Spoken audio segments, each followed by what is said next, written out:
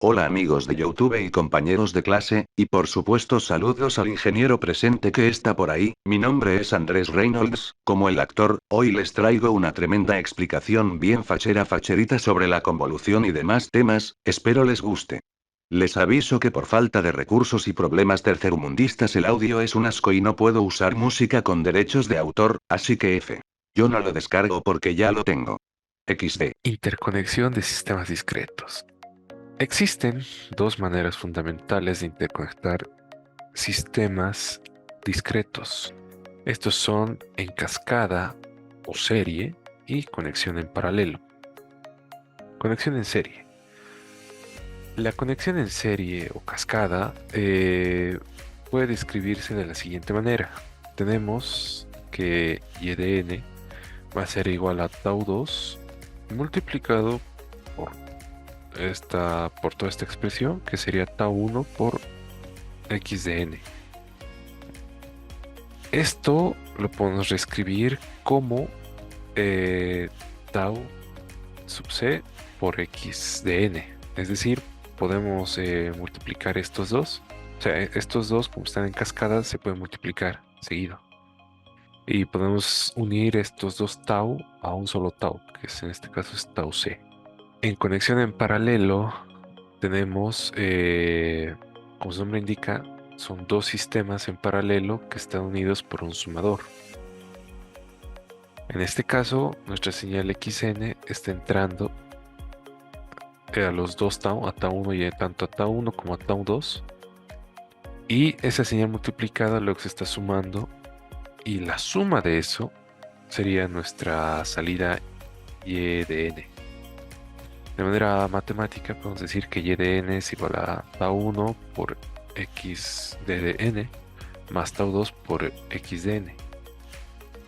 Y esto lo podemos simplificar igual, simplificando xn para que sea tau 1 más tau 2 es igual a t sub p multiplicado por x de n.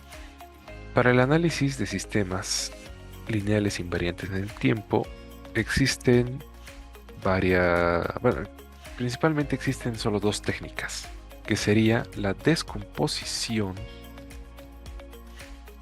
de señales de entrada en señales elementales y solución de la ecuación en diferencias. De momento, vamos a ver lo que sería la descomposición de la señal de entrada en señales elementales, ya que el segundo método, que es solución de la ecuación en diferencias, lo vamos a ver más adelante en temas posteriores. Entonces, para el análisis de sistemas lineales por descomposición, necesitamos saber el siguiente concepto. Nuestra señal de entrada x de n se puede descomponer en una sumatoria de, de funciones elementales x sub k de n multiplicado por c sub k para todos los valores de k. Es decir, nuestra señal de entrada la podemos descomponer en esta sumatoria. La descomponemos en sus funciones o en funciones elementales multiplicado por los coeficientes de ponderación, que sería en este caso c sub k. Entonces, si nosotros agarramos las funciones elementales de nuestra señal de entrada, que sería x sub k, y la multiplicamos por nuestro sistema tau, vamos a tener una salida y sub k. Es decir, vamos a tener una salida para la función elemental de nuestra señal de entrada. Con este concepto, podemos decir lo siguiente. Podemos decir que por la propiedad de linealidad, tenemos que y de n, o nuestra salida total del sistema, es igual a tau por x de n, o sea, nuestro sistema por nuestra señal de entrada. Eso ya sabemos. Esto va a ser igual, reemplazando nuestra x de n por esta expresión, esta sumatoria que vimos aquí. Si reemplazamos esto aquí, sacamos la sumatoria e integramos tau, podemos ver que obtenemos esta expresión. Y esto, como ya vimos aquí, es esto de aquí. O sea, es tau por nuestra x sub k. O sea, tau por la función elemental de nuestra señal de entrada. ¿A qué es igual esto? A una de las salidas y es sub k de n. Entonces, eso lo reemplazamos aquí. Y tenemos esta sumatoria. Es decir, o sea, nuestra salida total del sistema va a ser igual a la sumatoria de todas las salidas de nuestras funciones elementales de la señal de entrada multiplicado por los coeficientes de ponderación de dicha entrada. Para la descomposición de las funciones elementales de x sub k es usual usar lo que serían funciones impulso y funciones exponenciales complejas. Descomposición de una señal en impulsos. Para descomponer una señal en impulsos tenemos que usar una función desplazada, o sea, hay que desplazar la función de impulsos. ¿Cuál es la función de impulsos desplazada? La delta de Dirac desplazado n veces. Nuestra señal de entrada puede ser descompuesta en una sumatoria desde k igual a menos infinito hasta infinito de nuestra x de k, que esta x de k serían nuestros coeficientes de ponderación, es decir, nuestra c de k es nuestra xk multiplicado por nuestra señal de impulso o nuestra delta de Dirac, llamémosle. Ahora, esta delta de Dirac para todos los valores de k desde menos infinito hasta más infinito va a estar desplazado n veces. Es decir, va a ser desplazado hasta el punto n que nosotros necesitemos. Esto lo vamos a ver más adelante en un ejemplo donde se va a entender mejor. Aquí hay un ejemplo para lo que sería la descomposición en señales de pulso. Descomponga la señal x de n. Esta es nuestra señal. Como podemos ver, empieza en el origen con 0, luego para un n1, 1, n2, 2, n3, menos 1, n4, menos 1 medio y n5, 1. Nos pide que descompongamos esta señal en sus impulsos. Para eso, podemos decir que esta señal se puede expresar de esta manera de aquí. Es decir, lo que hemos hecho es desarrollar esta sumatoria, esta serie de aquí. Desarrollando esta sumatoria, tenemos esta expresión de aquí, en el cual para un n0 va a ser 0, 0 por la delta de Dirac de 0, no, de n menos 0, porque n ya está en el origen. Aquí me di cuenta al editar el vídeo que la explicación no se entiende, así que mi versión real de carne y hueso que está presente en el aula, si es que no se quedó dormido, les explicará en la pizarra.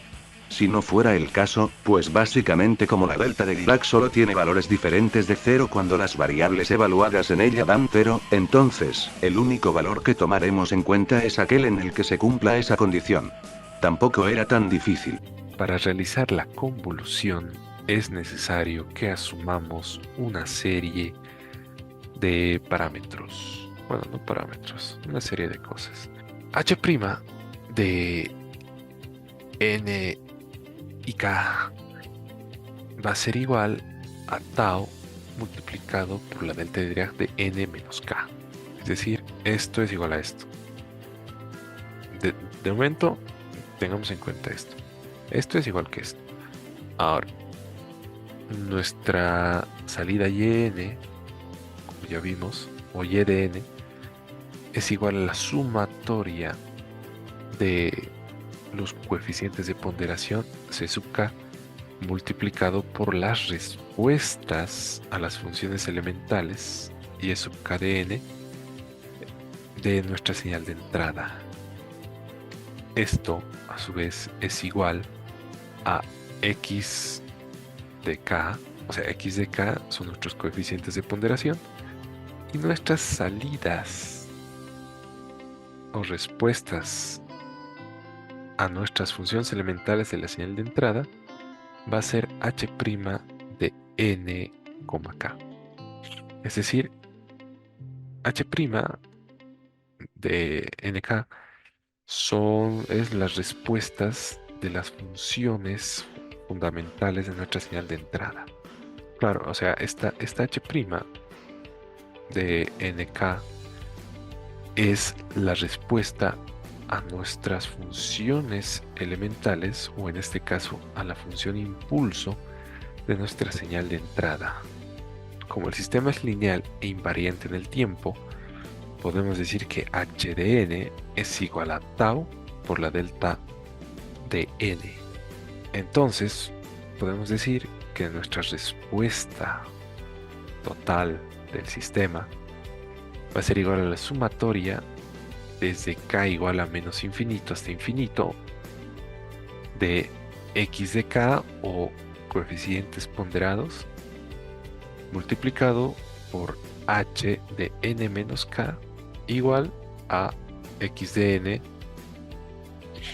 es decir, nuestra señal, nuestra respuesta del sistema o salida del sistema y de n es igual a la sumatoria de todas las respuestas fundamentales, o en este caso, todas las respuestas impulsos desplazados n veces, multiplicado por los valores, por los coeficientes ponderados de k, para todos los valores de k. O si lo queremos ver es xn, operador asterisco, por h de n. Entonces con esta expresión de aquí podemos realizar lo que sería la convolución. La convolución es una operación matemática que se utiliza para combinar dos señales y obtener una tercera señal en función de ellas.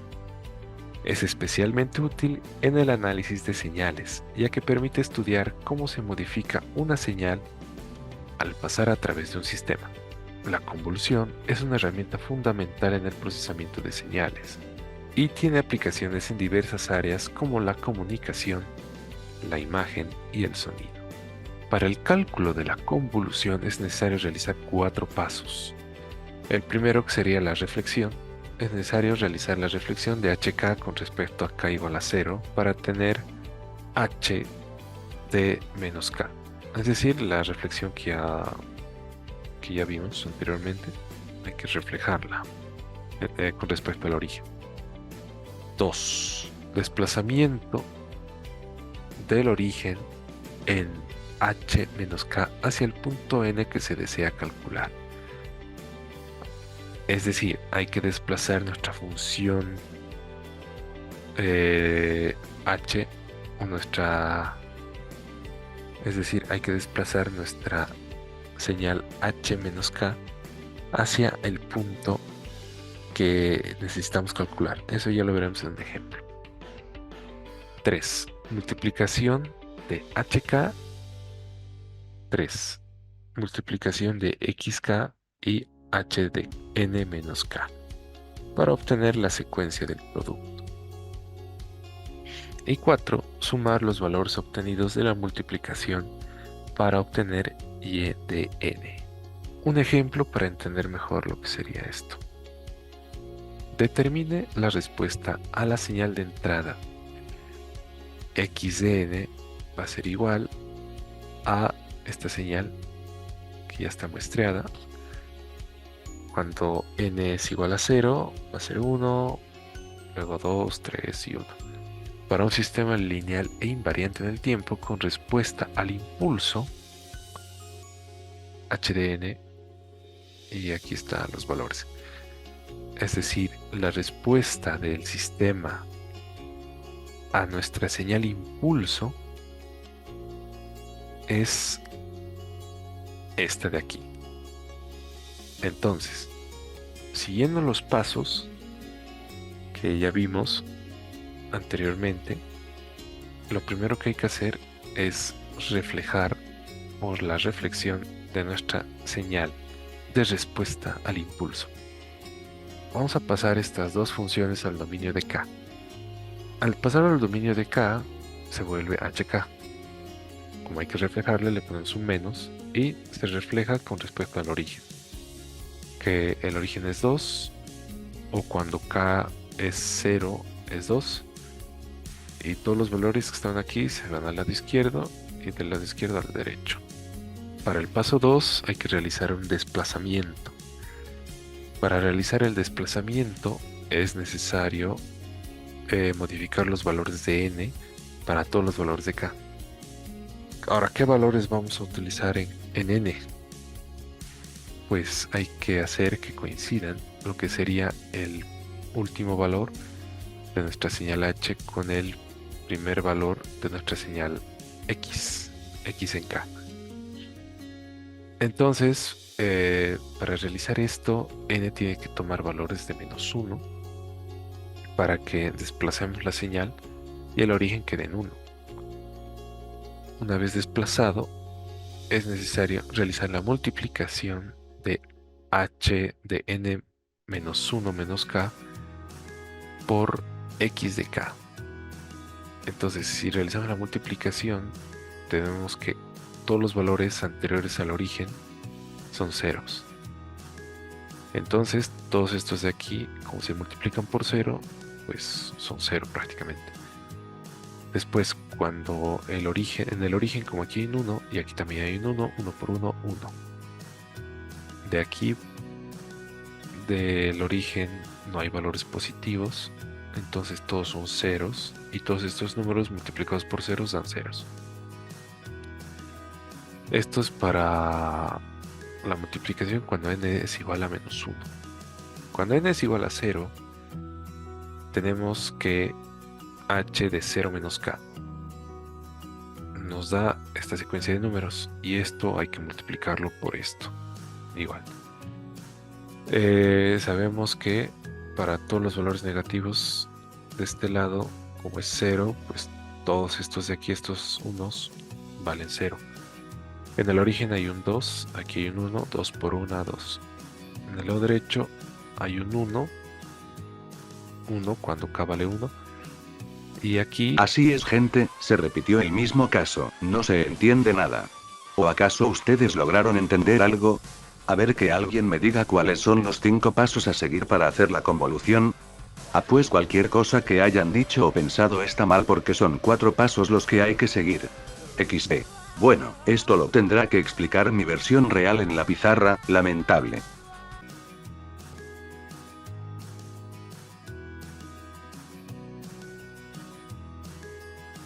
Ahora, hay una serie de fórmulas para lo que sería el cálculo del número mínimo y el número máximo, o el valor n mínimo y el valor n máximo que vamos a utilizar para el cálculo de la convolución. En este caso, según estas fórmulas, para el valor n mínimo del cual vamos a tener respuesta del sistema, va a ser igual al valor k mínimo más nuestro valor impulso mínimo, o k inicial más el impulso inicial, y nuestro valor n máximo va a ser igual a nuestra k final más nuestro impulso final. Y para hallar el ancho o el tamaño total de nuestro sistema o de nuestra respuesta, va a ser igual al valor n máximo menos el valor n mínimo más 1. Quiero mostrarles un pequeño ejercicio en MATLAB en el cual vamos a resolver el anterior ejercicio que ya vimos. En MATLAB hay un código que se llama conf. Bueno, es la función conf. Esto lo que hace es realizar la convolución de 2 arreglos de datos o de 2 vectores como tal. Lo malo es que MATLAB, cuando nosotros introduzcamos los vectores o nuestra serie de datos o de números va a interpretar que directamente nuestro primer número del vector es donde está el origen, cosa que no es verdad. Si se acuerdan de nuestro ejercicio, el origen estaba aquí, en el 2. Es decir, que cuando k valía 0, teníamos una respuesta de 2. Y cuando k valía menos 1, teníamos una respuesta de 1. En cambio, en x, nuestro origen estaba aquí en el 1. Es decir, que cuando k valía 0, nuestra x valía 1 y no tenía valores negativos. Entonces, al realizar la convolución, pues no va a considerar esos parámetros y el resultado va a salir mal, por así decirlo. Podemos solucionarlo colocando lo que serían vectores de tiempos para determinar o indicarle más o menos dónde está el origen. En este caso, el origen de x está aquí, en el 1. Así que el primer elemento va a ser un 0, 1, 2 y 3. Para h, el origen está en el 2, así que voy a poner un 0 en el segundo elemento del vector de tiempos de h. Vamos a empezar con menos 1, 0, 1 y 2. Luego podemos hallar los valores máximos y mínimos de estos vectores de tiempos. Hallamos la diferencia, el valor absoluto de la diferencia de los mínimos para determinar si es que hay mucha diferencia. Si la diferencia, o sea, si no hay diferencias, va a realizar la convolución directa entre los mínimos. En el caso de que sí exista diferencias, pues vamos a determinar cuál es el mínimo más pequeño. Si el mínimo de x es mayor al mínimo de h, entonces vamos a aumentarle ceros al vector de x para desplazar, por así decirlo, el origen a un origen ficticio. Vamos a desplazarlo, vamos a desplazar la señal para que coincidan los orígenes con los datos, tanto de x como de h. Si es que el mínimo de h fuera mayor al mínimo de x, se le va a aumentar ceros al vector h. Una vez hecho ese arreglo, se realiza la convolución. Luego se realiza un vector con los valores mínimos aumentados de 1 en 1 hasta los valores máximos. Esto ya lo vimos en las fórmulas de cómo alcanzar la n mínima y la n máxima. Y con el comando stem podemos graficar lo que sería el vector en pulsos de nuestro vector de tiempos con nuestro vector de respuesta y. Es decir, realizando la convolución y graficándola, vamos a tener lo siguiente. Y esta es la respuesta que vamos a tener del sistema. Como podemos ver, es nuestra respuesta en impulsos. Nuestra respuesta en impulsos, y si nosotros comparamos con los resultados que obtuvimos anteriormente a mano, vemos que van a coincidir perfectamente. Este está representado de manera gráfica. Esto sería en MATLAB. Siguiendo con la presentación, propiedades de la convolución. La convolución tiene tres propiedades, que es conmutatividad, asociatividad y distributividad. La propiedad conmutativa de la convolución es fundamental para el análisis de sistemas discretos. Conmutatividad. ¿Qué significa conmutatividad? Que podemos intercambiar el orden de las multiplicaciones. Podemos operar primero x de n por h de n o h de n por x de n. Es lo mismo. La propiedad asociativa nos dice que podemos multiplicar Si tenemos un x de n por un h1n multiplicado por h2 de n, va a ser igual a un x de n por h1n por h2n. Es decir, no es restrictivo esto de los paréntesis en temas de multiplicación. Se puede intercalar. Este xn lo puedo sacar, integrar estos dos como está aquí. O este h1 lo puedo sacar y meter el h2 y el h1 está aquí afuera. Es asociativo. Y finalmente la distributiva es básicamente que podemos, si nuestra señal de entrada xn va a pasar por una suma de señales de h1 más h2, pues la podemos representar como una conexión en paralelo en la que x de n se va a multiplicar tanto por h1 por h2 y luego se va a sumar. Estos dos son equivalentes, son iguales. Eso es lo que nos dice la propiedad distributiva. Bueno, eso sería todo por mi parte. Ahora le dejo la palabra a mi compañero. Si alguien se quedó dormido durante este vídeo no lo culpo, la música de fondo es malísima.